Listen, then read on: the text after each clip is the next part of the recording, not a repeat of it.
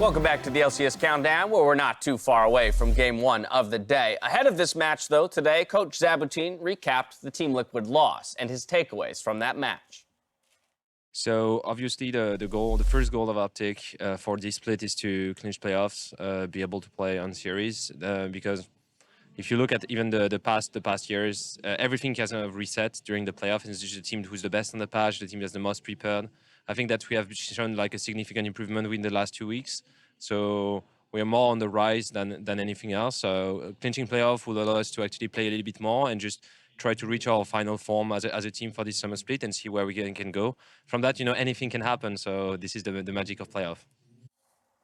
Now, Game 1 has two teams close in the standings and could mean the difference between hitting or missing playoffs. Yeah, and yesterday I thought that OpTic's loss over Team Liquid was really good. I gave that more value than the Golden Guardians' victory over 100 Thieves because OpTic came out swinging. They went to fight Team Liquid's bottom lane, the most powerful and dominant bottom lane we have in the LCS. They succeeded in doing so. They found team fight after team fight. Crown was popping off, and it really was until the very end where they took a terrible 4v5 fight that they lost the game. So I think that they really approached the game properly, and that gives me a lot of hope for identifying how to beat Golden Guardians today and executing on it.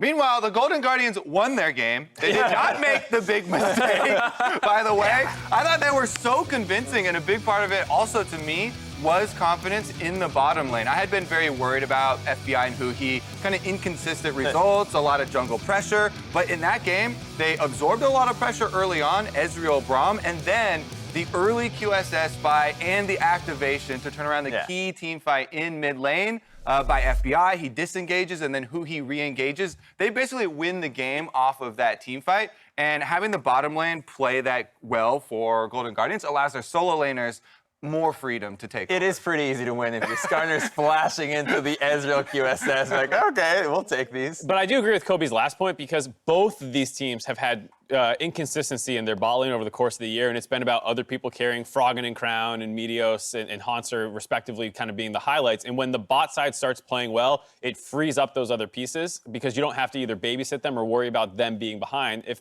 they are able to go even and absorb pressure or generate their own leads. Right. So often we talk about, the elimination of mistakes and or the weak points of the map and how you can cover for those. And for OpTic, it's so long been about how Meteos and Crown can get out and affect the side lanes. But with the bot lane stepping up, it really feels like they have another lane that they can flex around. If we say that, should also acknowledge Dhokla. Again, the Aatrox performances from last week. And then on the side of Golden Guardians, long have we, lauded the two solo laners here in Summer Split, and it's been about the rest of the team kind of stepping up around those two, Hauntzer and Froggen. And they now have a great pick for Hauntzer, the Tristana. I really think that they're going to continue to play that and find success, and many more will play that, and then we're going to get really sick of it very quickly, too. I don't know. I wasn't that convinced by it. I still like some of his other picks a lot more. All right, well, ahead of that match in just 4.5 minutes, I want to get some win conditions on the board. Kobe, you were charged with Golden Guardians, so how do they do it? And one of my win conditions does revolve around Hauntzer. I want to see them spend some resources to support Hauntzer because he has been so good. I want that in draft phase. I also want it in game. I believe they have the choice. They can have red side if they choose, so they can save your last counter pick for top lane. That's the case where you do get to bring out the Tristana or something else as a counter pick. Dhokla typically plays Poppy or Aatrox, and those are the things you have to worry about. Other than that, I want their bottom lane to be cognizant of Meteos, because Meteos has been an outstanding jungler, and Contractz is going to have his hands full. All right, Crumbs, you get OpTic. You gave them the game plan yesterday. They nearly executed on it to take down Team Liquid, fell just short. What do you want to see them workshop today? I think I'm completely fine with the exact same game plan. Okay. You go into it, you give the solo lane strong picks, so you've got the Corki and the Poppy. I think that you can run that again for the most part. People are blind picking Corki, Azir, the same thing. And then as long as you give Meteos a champion with a lot of agency in the jungle, like Jarvan or Sejuani, he's going to be able to go down into the jungle. Remember last time these guys played? He basically counter-jungled counter-ganked him a million times, won the game through the bottom lane. I think you can do that again here, expect a lot of action down there, and I think Meteos will triumph over Contractz. Well, with these win conditions in mind, let's go ahead and take a look at predictions for the day, where you guys are actually throwing your votes when it comes to some very tough matchups to call, in my opinion, but you largely align. It looks like the only difference here falls in game 2 of the day. The 100 Thieves prediction over TSM for Mark Z. I think a couple weeks ago, people would have called you crazy for this. I think people still might. They might still, Yeah. but I think the reality is that this is a much closer matchup. And I'll be honest, we've been going a little too easy on you in recent weeks. So once again, we're going to make sure that you've got some skin in the game with our weekly wager. It will be in that second game of the day. For that game, the rules are simple. If you predict like a clown, Avali is going to make you look like a clown. Nice. I'm glad I get to be here for another bet. Kobe, Are you even going to be on the desk for that? Just come on. if he's wrong, he can I'm down. I'm You down. might escape just Or we just can make by him virtue pass like a of, clown, like he had to there eat you the go, clip that pass one like time. a clown. I like it. I like it. So, are you feeling? How confident are you in your 100 Not very. prediction? I'm not feeling confident in the TSM one either. Right, That game because was a Hey, fiesta. Mark bought TSM stock, so I'm surprised that you decided to predict TSM to win. We know that when Mark buys stock, that stock plummets. They almost lost to Echo Fox because I bought their stock. Exactly. Yesterday was definitely scary for TSM, right? Well, last week, too, the Golden Guardians game, they felt like nobody won that, too. 2 games now. Yeah. Well, I think that's really the problem for me. Like, for a serious moment, is they don't seem to have a clear game plan like they had in spring when they looked so good. And it was like solo laners with good flex picks and Acadians camping top for the most part. They don't camp and snowball top that well anymore. Their bot lane can make a lot of mistakes, and Bjergsen hasn't been as impactful as he was in the first half of the split. So they do seem to be struggling really hard on their identity, which is something they've been trying to expand upon since Rift Rivals. Well, that's the second game of the day. First, we got to watch OpTic and Golden Guardians go at it, looking for that playoff spot. So with it, we're going to throw it out to the Battle Arena for the call. Thank you very much, Dash. Welcome to the Battle Arena. I am Freak. That is Ezreal. We've got an exciting game in our hands in about 1 minute and 1 second's time. That's true. That is true. You are still Ezreal. That's also true. Still true. Still true. You were in Canada recently. True.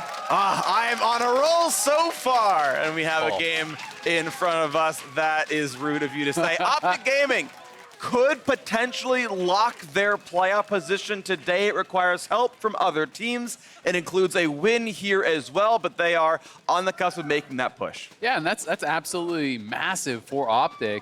You know, to be able to get to playoffs, that certainly is the big goal for them. You know, they did miss out in spring just barely. They were actually the first team, I do believe, with 9 wins to not make playoffs. Yeah. So a disappointing result for them in spring, but on the cusp of doing so here in summer. And Golden Guardians, likewise, fighting for one of those final playoff positions.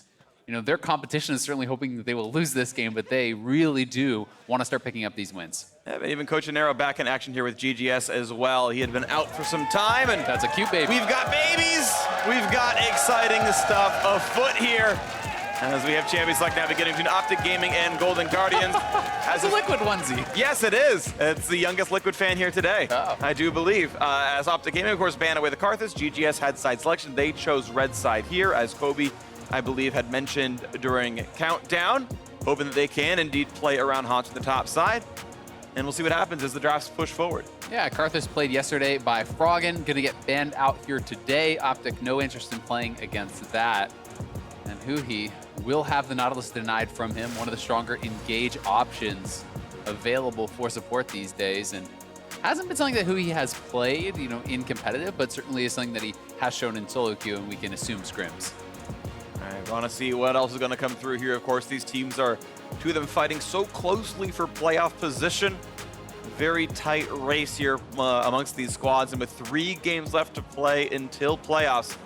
These are 2 teams who must make the Summer Split playoffs to have a chance at the postseason, to have a chance at even playing for something like Worlds. So, waiting to see what can come through here as the Trist top lane banned away from Hauntzer. It's kind of funny. It just feels like they are, you know, perhaps are not prepared against some of these picks, you know, and they're not meta bans whatsoever, but these are 2 things that were pretty important in Golden Guardians' win yesterday. That's both the soul laners that were played yesterday from Golden Guardians taken off the table, but that does leave some of the more meta stuff up there. Certainly Corki is here, going to be available. You know, Aatrox now banned away. There's a lot of options here for Golden Guardians. And of course, those same options are still up for OpTic as well. I am always a fan of target bans against teams that have pocket picks. I think it is the right way to run your draft phase, but you can always contest the Yuumi or contest the Irelia or whatever it is yourself.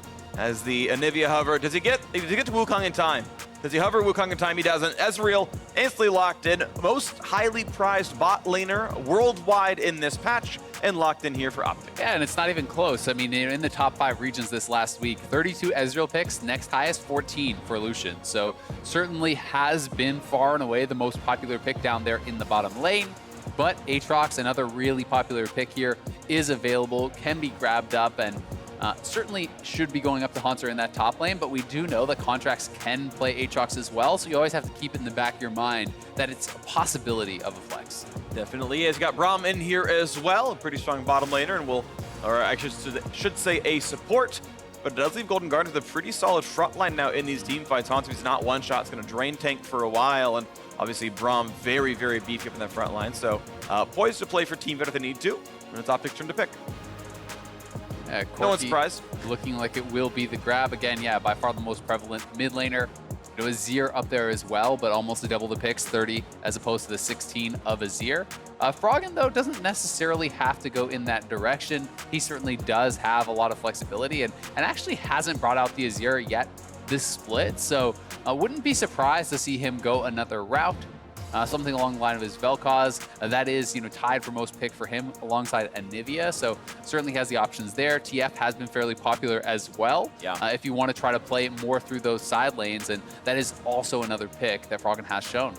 All right, now though, OpTic, I mean, you talked about what their bans were, and it was all target bans. They're getting cream of the crop in basically every role. The most common champions down the line really is Sejuani gets there as well. Most popular picks in all 3 roles that they have actually drafted for thus far. You heard Crumbs talking on the desk about how he wanted to see Meteos get one of these jungle power picks, get a powerful pick for Crown as well. OpTic certainly has been able to do that thus far.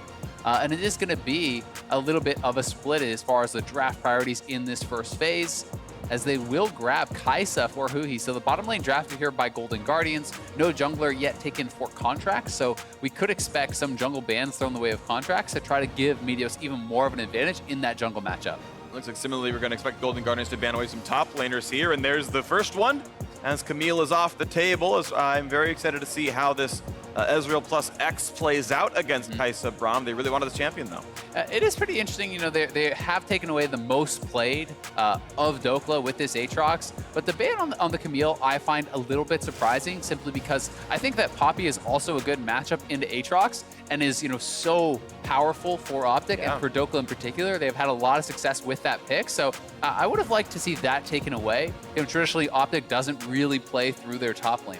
Sure, but of course, one thing to point out is, it's auto-attack top laners that combo with the Sejuani, that yes, you can play Poppy and play tank, but it's the aggro top laners that tend to do the most. One stat I do want to point out with Dhokla is, though he does have, I believe, the lowest jungle proximity difference, meaning he is ganked more than he gets ganked, it's because he's very high in both regards. He actually receives the most jungle ganks of any top laner in the LCS, and receives some from Meteos. Yeah, so it is going to be a focus, as you say, on those pairings with Sejuani. Aurelia, another one very strong alongside that, able to stack up Sejuani passive incredibly quickly. But Gragas, going to be taken away. TF as well, so a little bit of focus on Froggen as well as Contractz. TF certainly something I could have seen going their way. But this does mean, Jarvan is still available, and they are actually just going to decide to take Trundle. So Trundle hasn't been super popular of late, but is thought of as a very strong answer to Sejuani. People talk a lot about the Sejuani passive plus the Aftershock interaction with the Trundle ult, but a lot of people these days for Sejuani are actually just foregoing the Aftershock and taking things along the lines of Hail of Blades to try to, dissuade that kind of advantage going over to the Trundle. Being a support, it's going to be Rakan here for Big. Had a couple of other options out there, but wants a little bit of engage, and actually they've got a lot now. Sejuani, Rakan, both great at starting fights out. Of course, they've got the double marksman backline with the Ezreal for Arrow, the Corki for Crown. Now Dhokla has to pick into what can be a flexible Aatrox. We are expecting that to be a top laner, but very likely. OpTic taking their time to make sure they know what's going on, and of course Golden Guardians waiting on their own mid, and look at that, another, okay, it was the Fiora hover. You were right on the Poppy. I don't think anyone's surprised here, but at the same time, Golden Guardians wanted to remove the fighter options and forced him onto a tank. So very, very big front line for OpTic, and a decent damage threat because of the Corki, and there is the Vel'Koz you brought up earlier. Froggen gonna pick the one up after all. Yeah, I think it makes a lot of sense. You know, you can match scaling for scaling, similar to how a Nazir would do. You know, Vel'Koz does have very powerful wave clear, and it, you know, is going to be a great team fighter. As far as the Poppy pick, I think it makes a lot of sense. You know, the dash very easily denied there from Hauntzer. You can also interrupt. This is something that not everyone knows. The Kai'Sa ultimate actually counts as a dash, so you can actually prevent that from happening with the W from Poppy. Braum jump as well, so those are all pretty powerful options, and it's hard to bully out this Poppy. But Contractz, you know, as a result, you know, not only can he actually steal those stats from Meteos, if Dhokla is getting really tanky, you have two good ultimate targets, which is going to help him out a lot in the team fights. And I do think that, you know, if you get into those front-to-back style of fights, having Trundle as well as the Braum for the front line and, you know, these really powerful scaling backliners of Kai'Sa and Vel'Koz should allow Golden Guardians to shred through the front line that has been built up here from OpTic.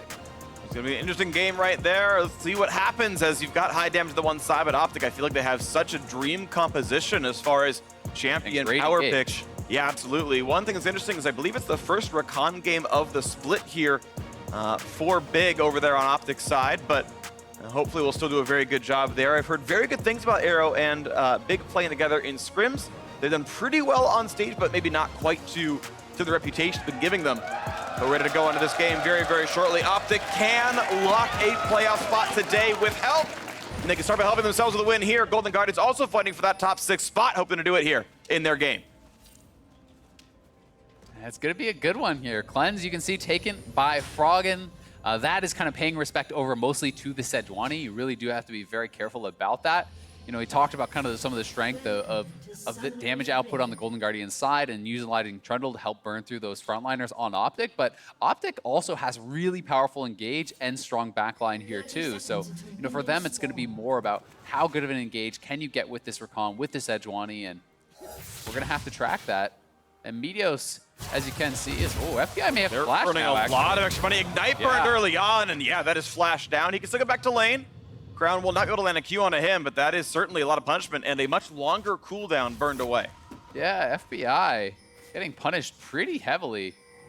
Did not use his potion at the very least. You know, sometimes players will actually panic use that potion too, which then just hurts their laning phase that much more. But he will survive. And, you know, I mentioned the Hail of Blade Sejuani. This is actually going to be Fleet Footwork Sejuani. So this is going to help, you know, stay a little bit more healthy on that clear for Meteos. But again, it is, you know, avoiding the Aftershock because you don't want to give all of those additional extra stats over to Contractz. You can actually go into negative resistances when your passive falls off. The Fury of the North plus Aftershock, Trundle ults you, and you get punished very heavily. So, you know, dissuading that pick just with the Trundle. Right, for those who don't know the mechanic, Trundle ult snapshots your resists and then just drains from there. So even when temporary buffs fall off, you just fall farther and farther, as you mentioned, into negatives. Meteos gonna grab the blue buff, head down towards Wolves and beyond down there, as we've got top side starts for both junglers, actually, as they look at the smaller camps next up. Early bot lane skirmish not doing too much just yet, as FBI was able to recall and get back to lane without having to burn teleport or anything else. So if he manages to stay unganked for 5 minutes, he'll get that flash and all will be well. And they do currently have the push lead, so Golden Guardians will have temporary lane advantage even with the flash down. Yeah, so that's going to be a pretty good spot for them. As far as this top lane matchup does go, you know, Dhokla, we are expecting to play fairly defensively. It is mostly about just kind of withstanding the push here from the Aatrox in the early levels. You can start to fight back later on as you get some more levels and start to pick up some items, especially if you're going to go for some of the powerful dueling tank items along the lines of Sunfire and Iceborne. That can be pretty strong, but Poppy always has a really good time, you know, in some of these melee matchups, just by actually staying in combat with the minions, then every time your passive buckler is up, throwing that out for an easy grasp proc. Really, really nice stuff. Of course, Grasp does more on melee champions, and she continues to count as melee when she throws that. So powerful stuff right there. Equal gold so far across the squads. Froggen lands a bit of poke on the crown. It's now Contractz walks forward to the bottom side. And right as Big comes in for a fight, this is going to be a battle right across the top as Contractz shows up, looks for a slow to find, and just getting knocked up. He's going to be stunned. They're going to do a lot of damage, but first Big is going to go down. Did not have a way out. And look at that. First blood comes through for Golden Guardian. This is flashback to the last time they played, but instead it is actually Contractz getting the advantage this time around. Last game was decided so heavily around bot lane where it was actually, you know, OpTic that was snowballing Arrow on his Draven. Meteos was pulling off so many great counter ganks, and this time Contractz is here and they do get the edge. And then as you can see, going in for the engage was big, but Contractz shows up. They're already lower on health, and he just gets absolutely locked down, losing the flash and the kill. He took the risk. Now a really nice pillar puts damage in a crown, puts the Q in for a minion and runs away, and that was a level 2 Rakan, so didn't have the escape tools and just had to walk slowly back out, and it wasn't enough. So that's great stuff on the Golden Guardian side. Up in gold, now fighting for more. Map control as Top Scuttle's there too. You're also going to be feeling so good about the fact that First Blood went on to FBI. That is exactly where you want that to go on your Kai'Sa. Going to be scaling up, and back here in the mid lane, you can see Crown going to have that TP advantage. But this is actually a nice play if you can have someone come up, huhi was looking to threaten that roam, try to help Froggen in this lane a little bit, to try to remove some of the advantage that you get from the teleport. Because once you teleport back on the Corki, you're now going to try to keep Froggen locked under his turret and make him take a recall that will cost him some CS. For sure, but as long as Valkyrie's cooldown's available, he's pretty immune to Braum ganks, to be honest. And so far, he's probably going to stay healthy here in this matchup. He makes his way back down, has those boots of speed that he had used to get to the mid lane a little while ago. And a nice little bit of trades right there. Hauntzer, of course, holding back on the E. Poppy W, of course, duration is lower as of the patch. Has more of a, impactful thing that happens if you can make it happen, but... Yeah, and I always like those kind of changes. It's more about the skill question of can you time it right? Can you actually really get it just right instead of kind of just mindlessly pressing it because it's going to last a long time. So we'll see how effective he's going to be with those. But Dhokla has been a strong Poppy player, and also I think to his credit has been good at playing weak side of the map when he is getting focused, good at trying to survive and kind of minimize losses because his team often does like to play more, especially with this new bot lane, around bot side and around their mid laner Froggen. For sure. Well, we can see what happens as Dhokla is just safely farming, but of course Dhokla is down in farm. He's 13 CS out. As Hauntzer is getting the better of him, you can see about a nearly 200 gold lead in that matchup as Meteos takes away the Wolves and Contractz is slightly jungle campless, but huhi's on the way over. They spot out where the Sejuani is. And he's going to sit around, takes a Q. Of course, he's slow immune, so right back out there. No problems as they earn some extra gold. 50 gold across the squad, and they go back down to their lanes. Yeah, a nice little roam up there from huhi trying to punish that, but Meteos is going to be able to be successful with his invade, and now it is Contract's turn to try to get over here, but no blast cone available, so he will not be able to do anything about this, and will just be able to clear out a little more vision. Meteos is actually aware, that there is a pink ward over in this brush, but just didn't actually have time to clear it out. So we'll see, when OpTic does get lane priority, if they're going to try to go up and get that done. But for now, it's Golden Guardians taking advantage of the fact that they had mid and bot push, and they're starting up an early Infernal.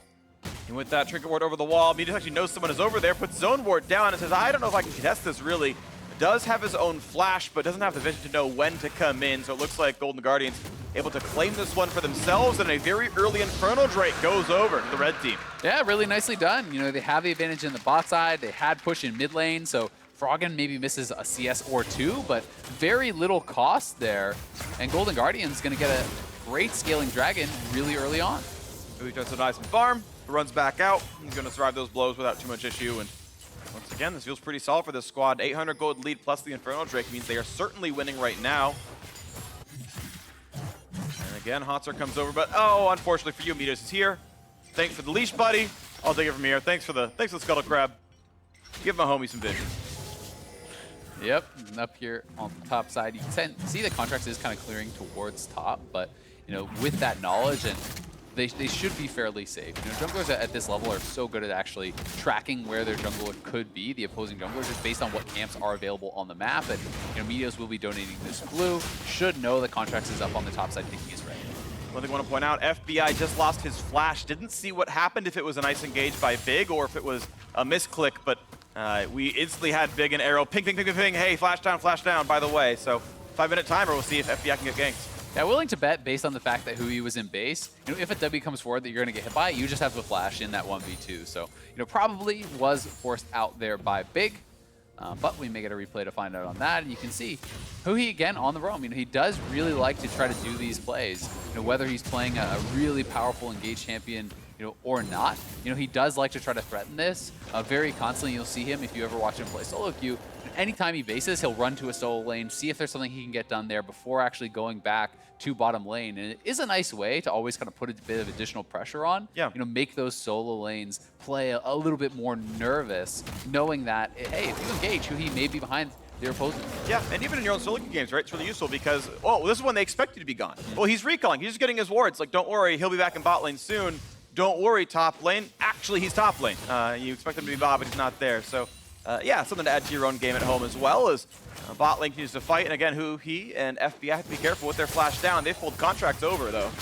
Yeah, and Contractz will be behind them, and you can see, you know, they're also trying to kind of set up for this style of play, just based on the vision here. You know, this line of pink wards through the river means they have full vision control in this river, so huhi has more of an ability to move up and down to try to be in that right place at the right time. And you can see Contractz, I think he's expecting Meteos to be coming, so that is why he is actually waiting down here on this bottom side, trying to see if they can, you know, bait in a fight, get them to commit, and then take it. Meteos is showing up now. Right as Vel'Koz comes in, they find the first engage, though big damage, and he's already down. Can't do anything about it. His team's not going to respond in time. That is a kill with flash up. Yeah, he just gets burst down. You know, he does get hit by that passive stun, locked up and burst down. And you have to remember, the Braum stun is also going to give an additional Kai'Sa passive stack, which is a lot of damage. Crown has package here, but has to be a little bit careful. Wants as much damage as he can for getting away. Will have TP up when he needs it and the fleet to heal back, but tries to get some punishment. Doesn't get a whole lot done. Goes back to farming as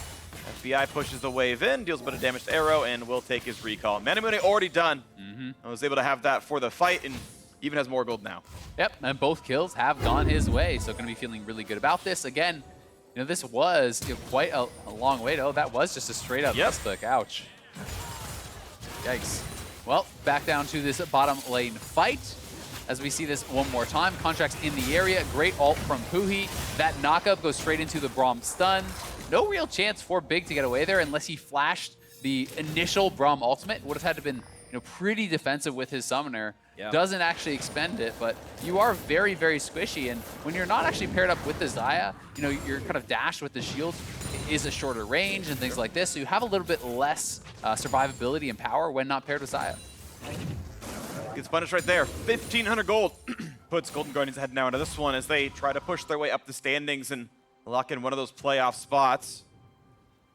Still a very tight race with 3 to play, this one included, but certainly in control of their own fates, I do believe, as now it's OpTic's turn to look in the mid lane, and Froggen does not juke backwards. Doesn't wait for his cleanse, though. Got the flash right there, knocked up, and this could be the damage it is as Crown takes a kill in the mid lane. Yeah, nice gank there on the mid lane from Meteos and Big. 3 men show up, and despite the fact that Sejuani ultimate doesn't actually connect, he had cleanse and flash, he just gets run down as Crown flashes in after him, and they're able to knock him down. Really nice play, honestly, from OpTic to get something going. Squad's coming over, though. It's about to be a 3-on-3 as Contractz takes some damage, but feels comfortable, has the ult when he needs it, as now huhi's coming over as well, and Big might have to be careful. They run forward. They have half the stun ready. True Shot Barrage with Contractz at 500 HP. He's going to walk away, so no battle continues. Yeah, both top laners were actually roaming down here on the map. You can see them kind of trying to zone each other out now up on that top side. So, you know, nice little move from the solo laners. Everyone getting called down.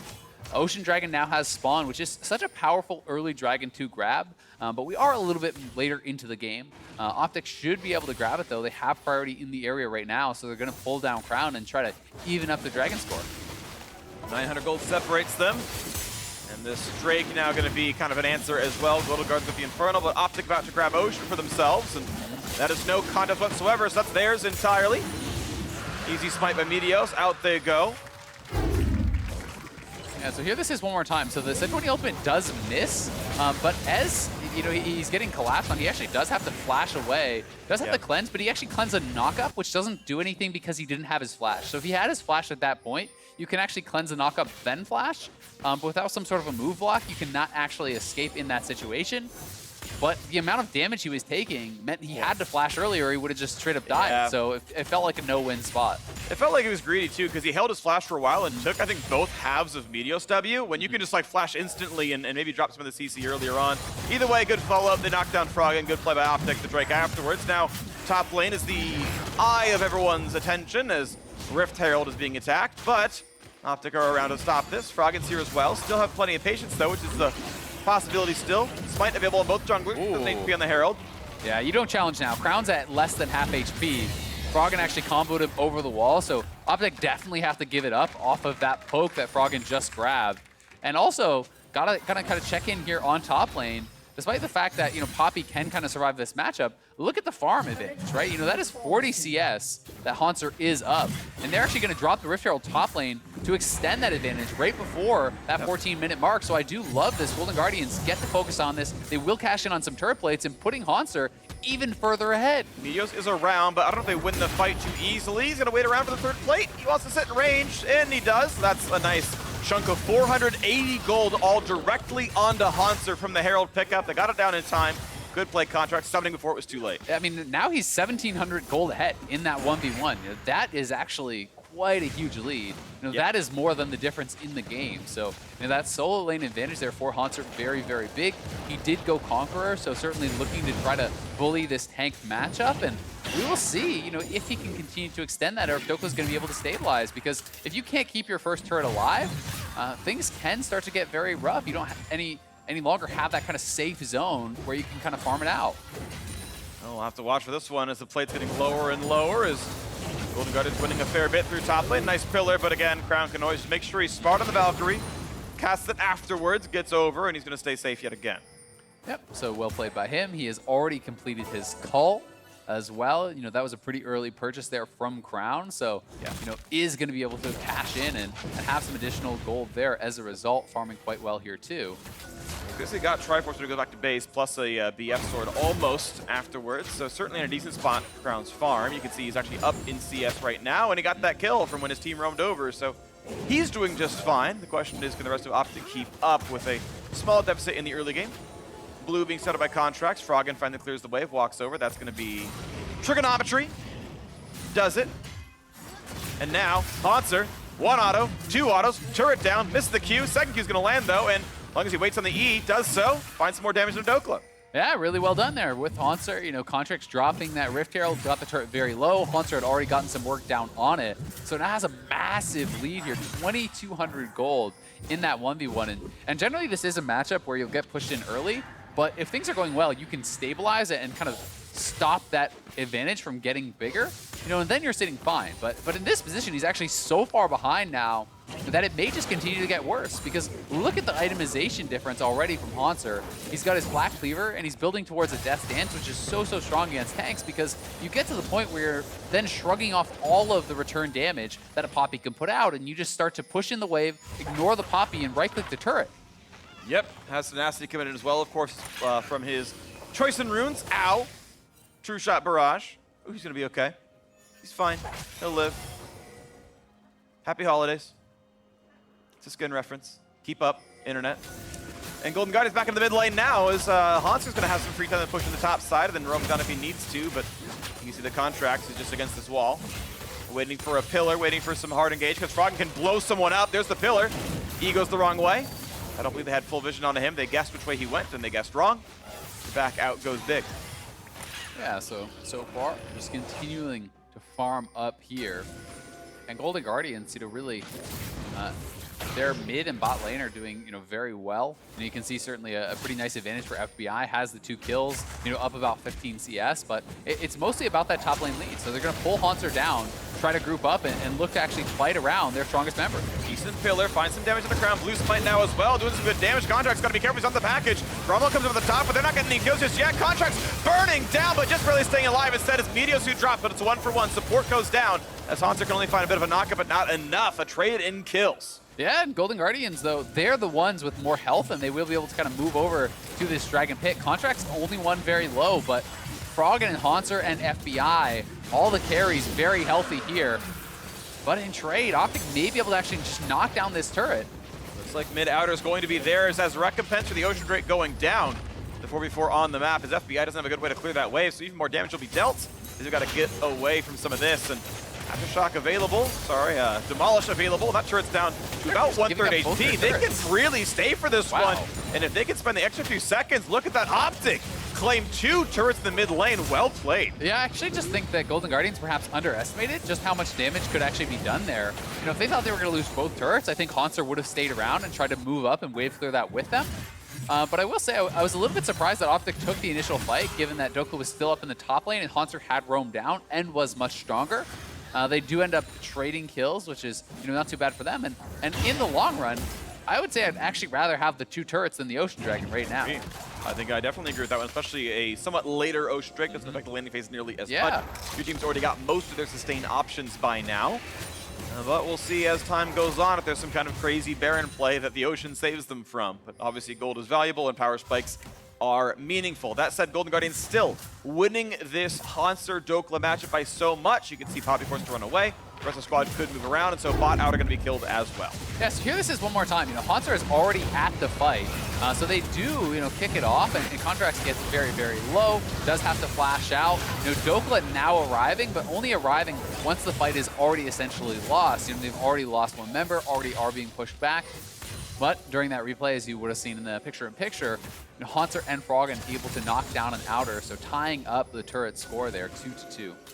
Items have come through. So Death Dance, as you mentioned, done for Hauntzer. Sunfire plus Executioners, though, in for Dhokla, which will help him at least handle the guy in team fights. He won't with the 1v1s, don't get me wrong, but at least can cut the healing in the team fights. I actually don't love the Executioners, and I understand the reasoning is, well, we'll get back to it as... Yeah, mid's being sieged. There's a stun to the back line. Damage in towards FBI. Has to walk away from this one, but huhi, yeah, still tanky enough. Puts the shield up. And actually, Hans looks for a chase, but either way, it forces the retreat, and mid out is going to fall. That will be traded, though, by Crown and OpTic. Again, Crown on side lanes has been part of their success, so he is still trading objectives well, and the game remains within under 1,000 gold.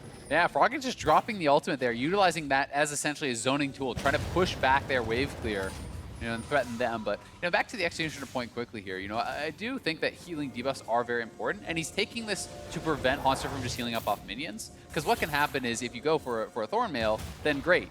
He trades on you, he gets low, he just starts hitting minions and heals full. So that's why Dhokla has done this, but my problem with it is I think you're so far behind, you never win the 1v1 at any point in the game now. So I would actually rather have the additional armor and tankiness from a Thornmail going into a team fight instead of the Executioners.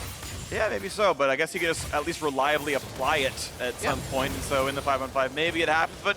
But you're right. It's ease of application versus actual stats you need to survive, and we'll see which one plays out. Yeah, and I mean, if you're winning the matchup, I think it's great, right? If you're at a point where you're ahead, then hey, stay ahead. But in the team fight, I'm not sure if Poppy will be sitting on the Aatrox and autoing him enough, but we will find out. And Dhokla has made his choice.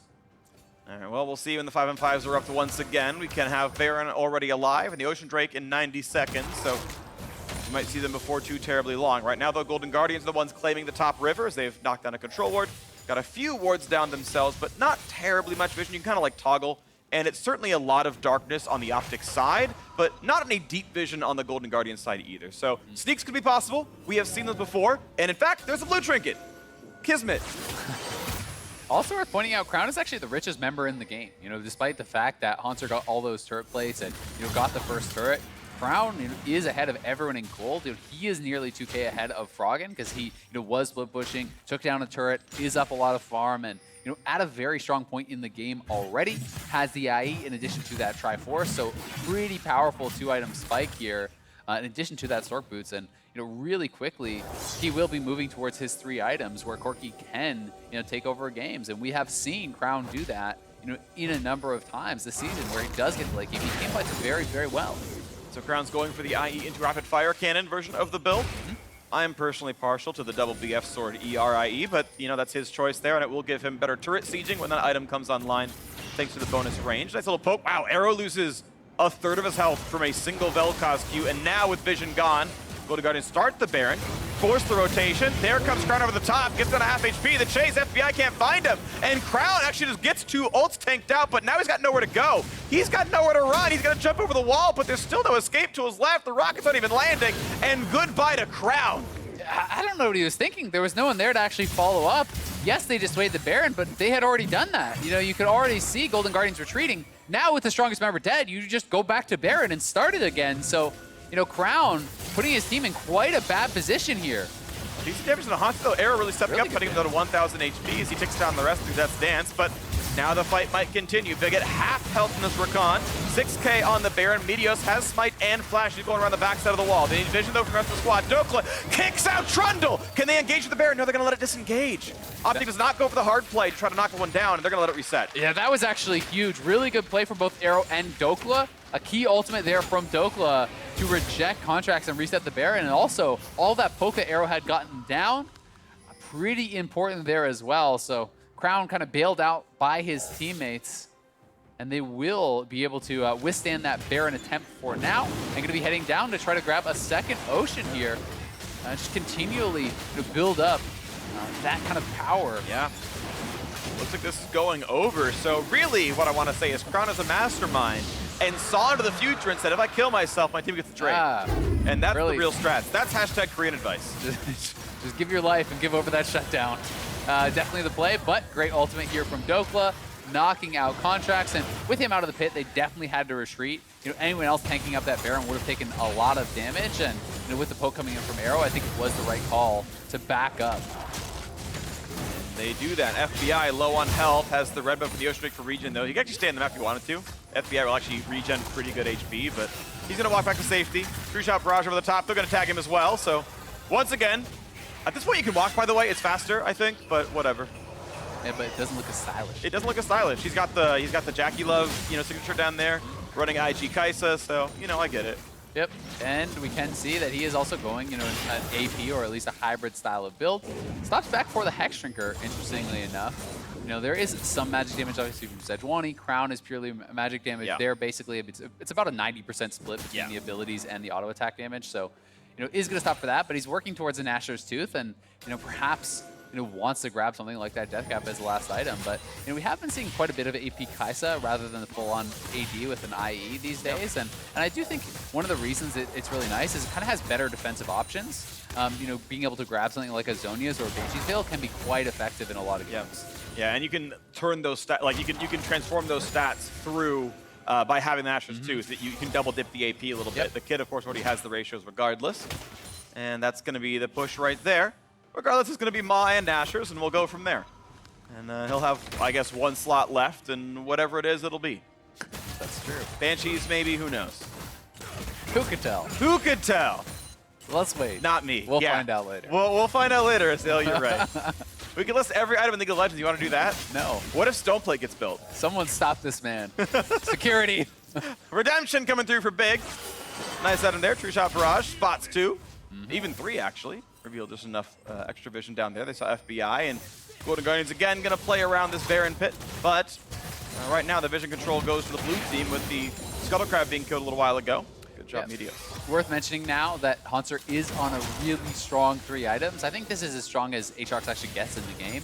He is almost 16, so that will be a nice little improvement there. But when you are on Death Stance, Black Cleaver, and your Spirit Visage, you have 40% CDR. You have the increased healing from your ultimate that is kind of double dipping with the Spirit Visage as well as that Death Dance. So you become incredibly tanky just through this kind of life drain tanking.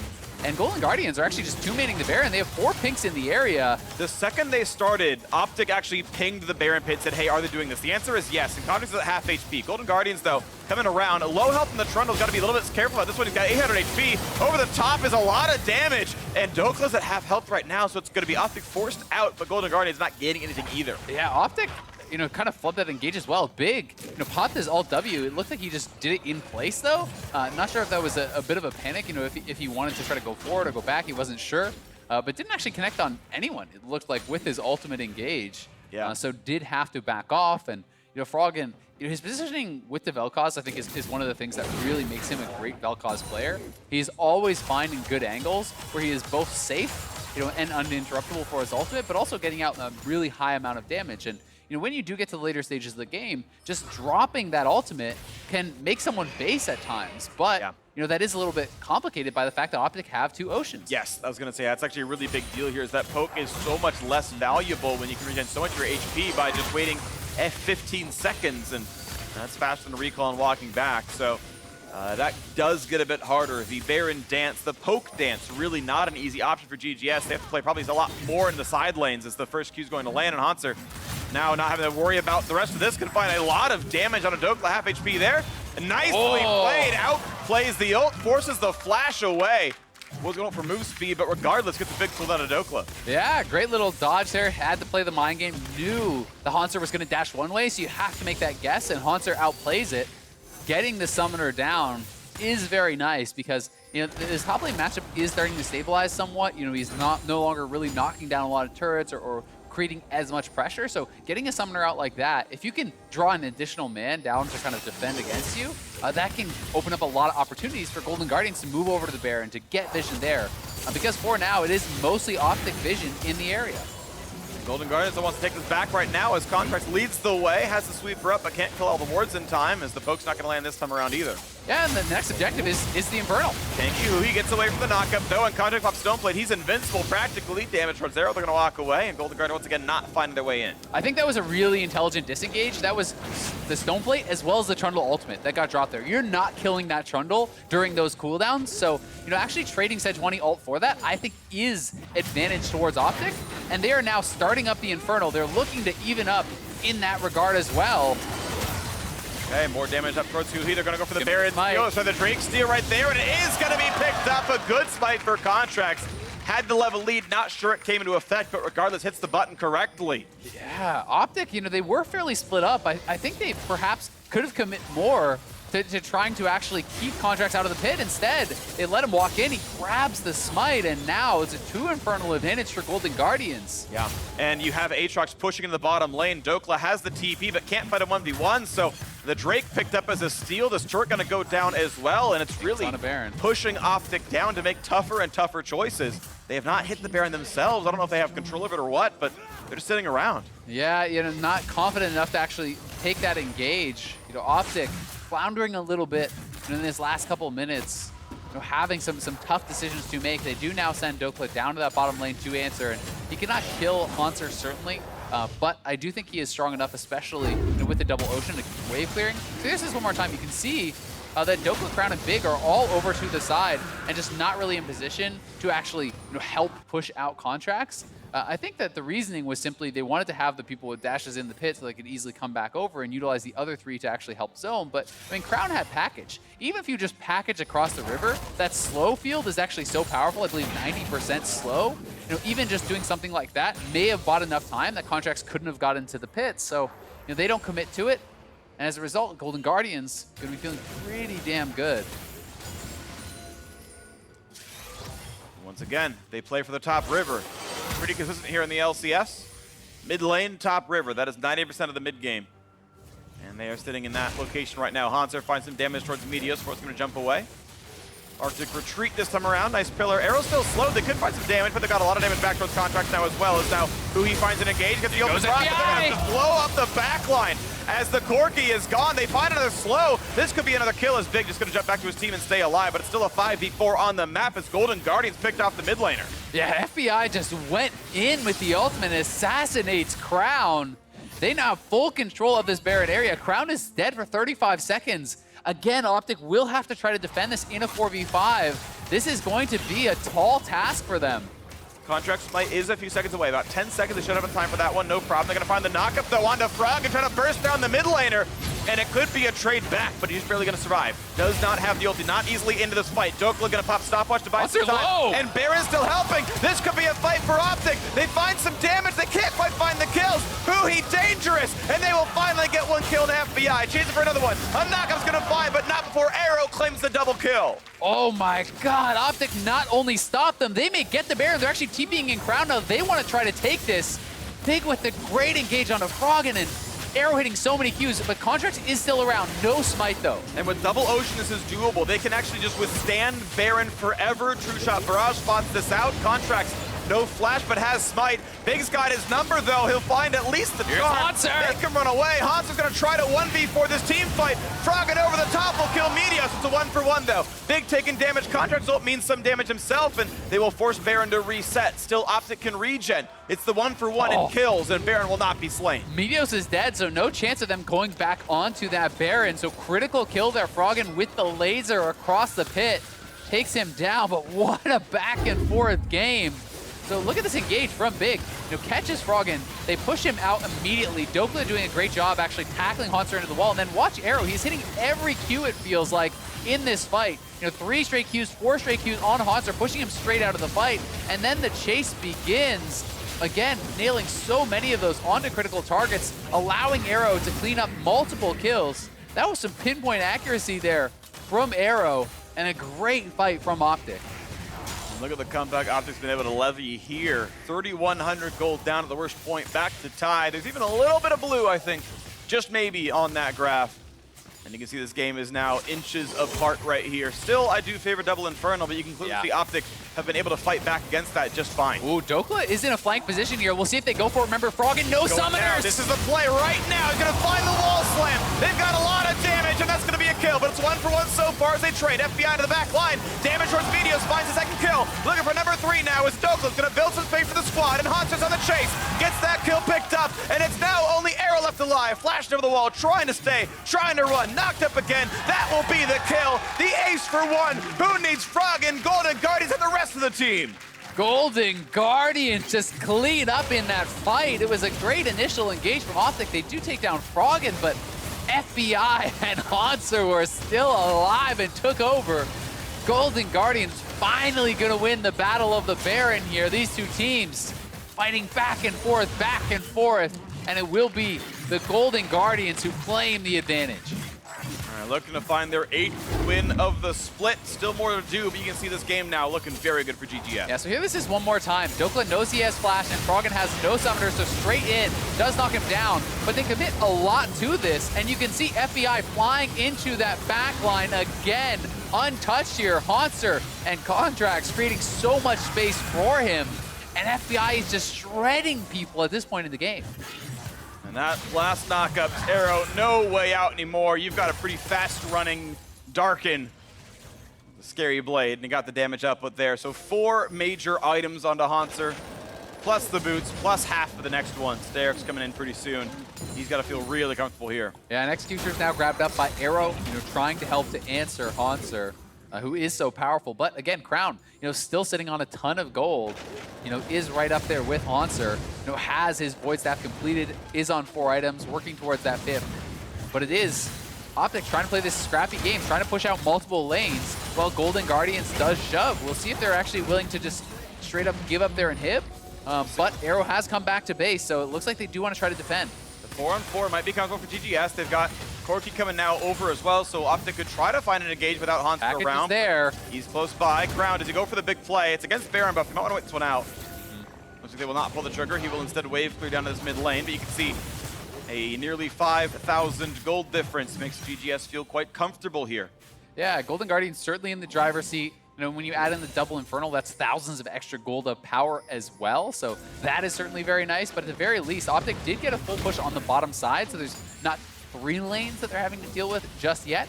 Hauntzer will knock down this mid turret, but I think OpTic are going to have to try to make a decision here pretty soon. Do they make a stand, or are they willing to give up 1 inhibitor? So look for the opportunity right now is top lanes at 60%. Mid lane barely touched right here, but Hauntzer able to clear the wave, no problem. Once again, they're going to walk towards. OpTic have plenty of poke, though. They've got lots of AoE. They can knock down the minions. They can poke the enemy champions, and turret falls to half HP. Contractz is trying to just actually tank the Qs to defend that cannon, but is taking a lot of damage, so had to decide to give that one up. That one finally drops. Hauntzer to find a knockup, but a Crown can't get the one there, so the Corki stays safe.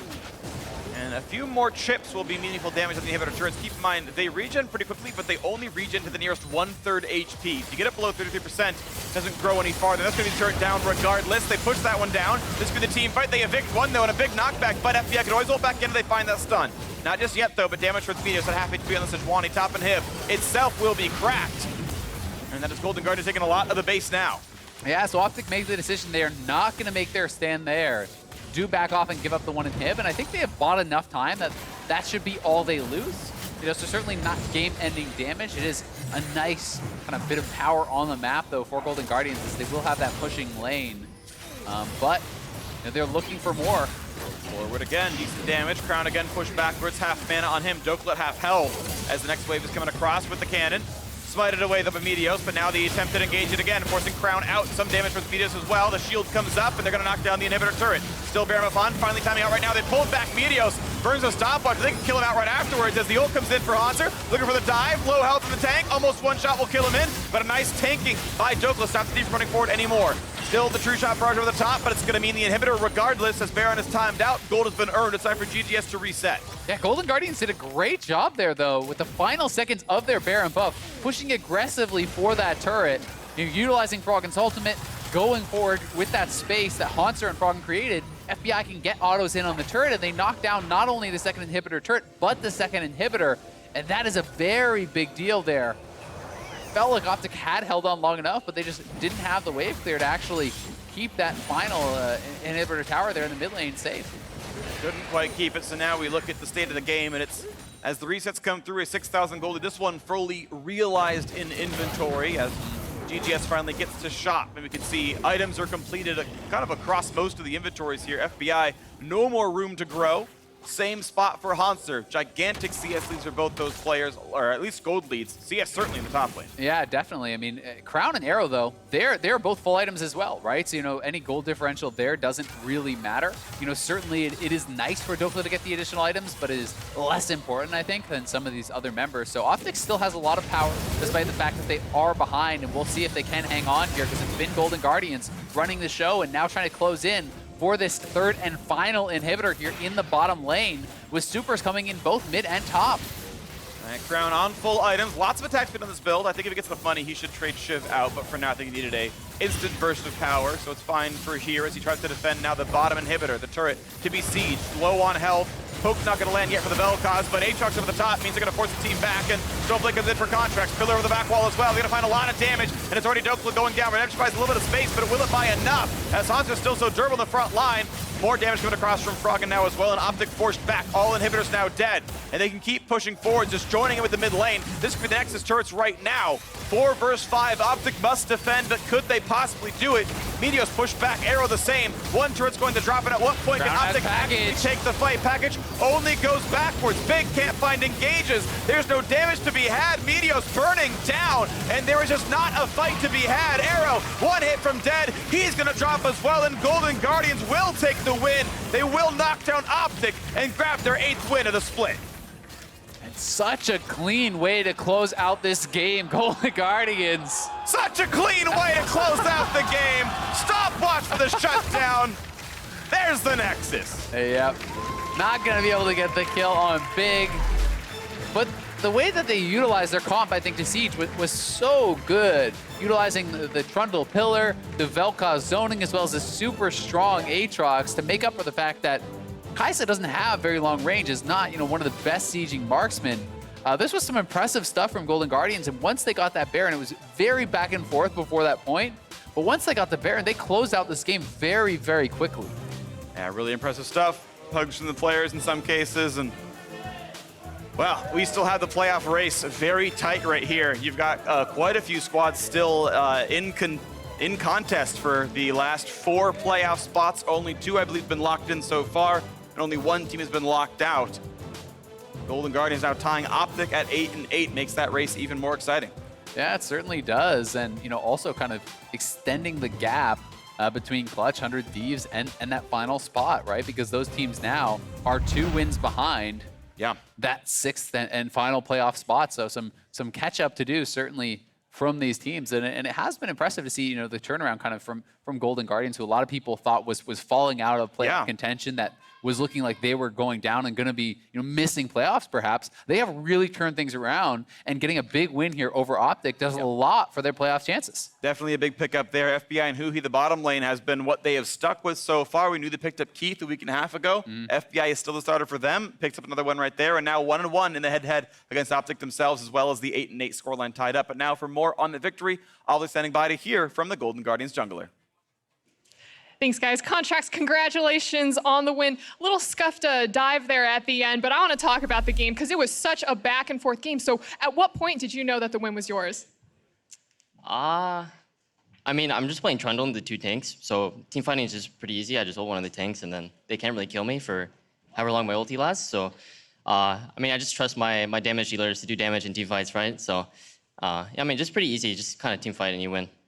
And looking at this game and your opponent, you were against Meteos, who is known for being proactive in the jungle, and as well we had Crown making all these roaming plays yesterday and just having general control of the map. So was there a game plan for dealing with that team today? Not specifically. I think we just kind of go into the game with like our own plan, and we try to execute our plan to, like, you know, It's just like if you execute your own plan, it doesn't really matter what the enemy team does or like what they do. Like sure, you can like counter them in draft and stuff by banning or picking certain champs that are like they're strongest at. But yeah, I mean, if you just go into the game with your own plan and execute on it, I think it's pretty simple. And as we're moving into the final week of the summer split, the race for playoffs is incredibly close. We think that we pretty much know that there's going to be a huge scuffle for that 5th and 6th spot. So what does Golden Guardians think of the team's chances?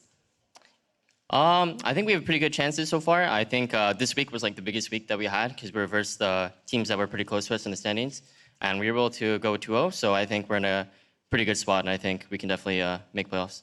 I believe one of your final opponents is going to be Cloud9, who now houses your former teammate Deathly. So what do you think about his transition over there and your opponent? It was an unlucky game yesterday for sure for him, but you know, I think he's a really good player and he has a pretty good mindset and he works pretty hard, so I'm happy for him.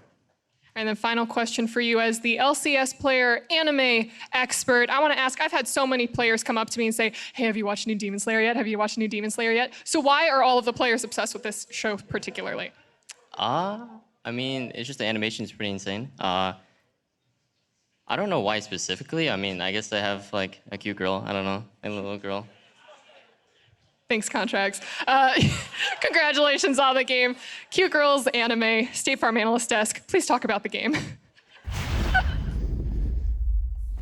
Thank you very much, Avali. Talking about best girl. So yeah, cute girls, anime. Yeah. What you got for me? Well, okay, so yesterday Poppy. we got to see OpTic play Poppy into Impact's Aatrox, and Dhokla got bodied by the Aatrox, and impacted so much that we were thinking, just how tanky is Aatrox? So we got the stats here of the end game total damage taken. So Poppy withstood 32,000 points of damage. Pretty And good. you're thinking that, okay, since he lost lane, maybe Aatrox did a ton of damage and a lot of it came from there. But surprisingly, Aatrox took 44,000, 12,000 more damage from the Aatrox on top of bodying the lane. So why on earth is OpTic not first picking the Aatrox for Dhokla, who's a competent Aatrox player, taking this poor matchup and then going for some weird denial of Ezreal of FBI? Yeah, I mean, you can say we're playing against a Poke comp and Corki Ezreal, so I get shot with a lot of stuff, and that's why he takes more damage. But even then,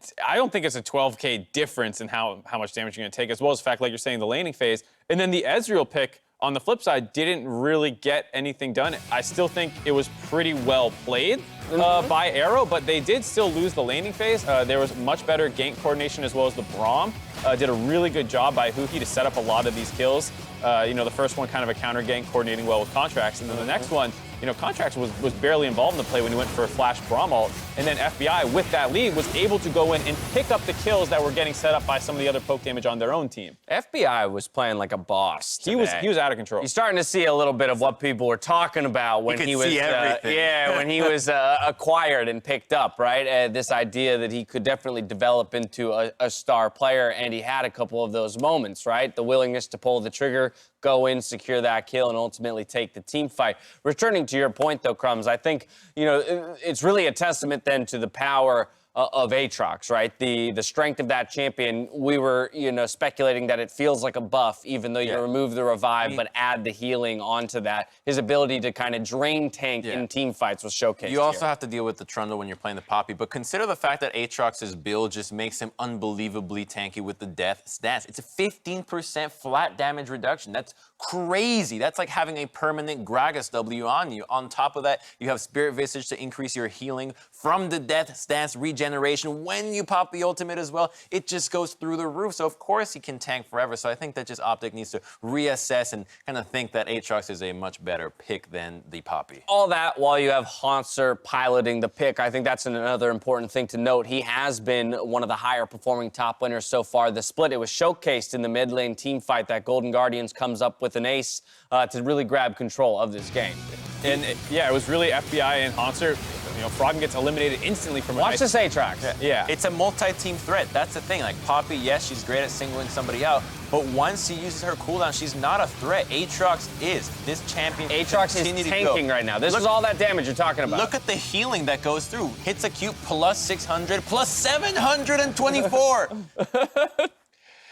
Yeah. You never see a number that's a crit. That's a late. Oh, I've crit. seen some big numbers from Aatrox, and that's what we're talking about. The tankiness, yeah, you don't see it in terms of like, oh, he got chunked by that Ezreal EWQ combo, but then he heals it all back up. Right. So absolutely a big problem this game was Hauntzer. He also got the Rift Herald early on, so they did give him a little bit more help than we sometimes see to make sure that he got really far ahead of Dhokla. But as much as I'm trying to be really positive so far throughout this segment, there is this other like looming problem this game that we haven't really talked about. Which is the fact that these are two of the teams fighting for the final few spots in the playoff picture. Currently tied for 5th, the both of them at 8 wins, 8 losses. When you talk about relative strengths of playoff teams and the ultimate, and ultimately maybe their prospects moving into playoffs, what does this game do in terms of serving up confidence for either of these teams? Tons for Golden Guardians. Absolutely. So you are confident in how they will perform in playoffs as a result of that, or are you talking from a player perspective? I'm confident in Golden Guardians coming up because the bottom lane continues to get better. They found an identity. You have a much more safer support for huhi, and then you got FBI that can play pretty consistently well. It looks like they underrate him, at least his opponents. They always go flashing in for Froggen, and FBI was never focused at any of You these seem fights. less convinced. Yeah, can we pull up the gold graph? Because I don't feel confident when I see a gold graph like this where it's heavily in your favor and it shoots way back up to the other team. Like that was around, a 4K gold lead. A chasm. And then it goes right back up to 0 because they threw. Froggen was very poorly positioned when the team had a free Baron. He gets caught out and they get forced off the Baron. Luckily, they executed better from there. They also had the macro mistake where they lose 2 inner turrets because half recall, half try and take an unsafe path, and half the path all the way around. I wasn't in love with Golden Guardians this game. Right. I think it's better, and to Crumbs' point, this does look like a playoff team to me. Yes. But it looks like a team that will lose to a CLG or C9 in 3rd place if they don't start shaping up a little more. It is the same mistake that Froggen did last week against TSM, where you took a poor route when your team is going for Baron and it cost them the game. It could have happened this time around, so it is an individual mistake. But Two I think two weeks in a row. 3rd time is the charm. Okay. That 3rd time. Okay. Because All it's right. an individual thing, right? We'll It's give him one one more player chance. going for it. I think that you watch it twice, you're like, okay, I should not have done this. So if he were to shore that up, that doesn't happen. Yeah, and to be fair, it's not like I'm saying OpTic played great. No, I think because Crown had a crazy Valkyrie which killed himself after he was being split in the top lane. The team was putting resources That was into so him. bad. Yeah, so like it's something where both these teams, I think, will make it into the playoffs. Right. And they have a chance to win maybe the 4th, 5th matchup. But right now, CLG and C9 still look a big step ahead. All right, fair enough. Yeah, for Golden Guardians, hey, they'll be happy to come away with the victory. For OpTic, in contrast to the 2-0 weekend yesterday, they come away with this one at 0-2. And so that's going to sting a little bit. Definitely have some work to do when moving towards that postseason. Up next, though, 100 Thieves load onto the Rift as they challenge TSM. So don't go anywhere.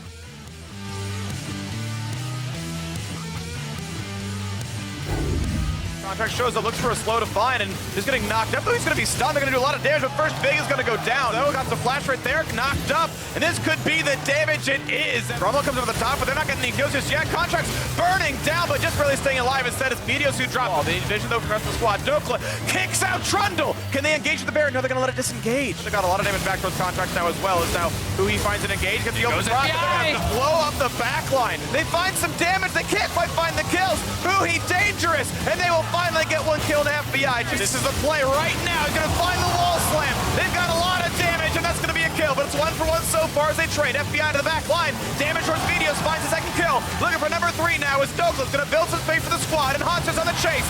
And there is just not a fight to be had. Arrow, 1 hit from Dead. He's going to drop as well, and Golden Guardians will take the win. They will knock down OpTic and grab their 8th win of the split. Oh no, are you okay, Mike? Yeah, got a pretty big fender bender here. Don't worry, State Farm's got you covered. That's great to hear. Robin, what's going on? Are you sure you're okay? Yeah, I think so. We're gonna get you a tow truck, Mike. Thank you. Real fender bender going on here. Fender bender. Everybody remain calm. No reason to panic. Go with the one that's here to help life go right. State Farm.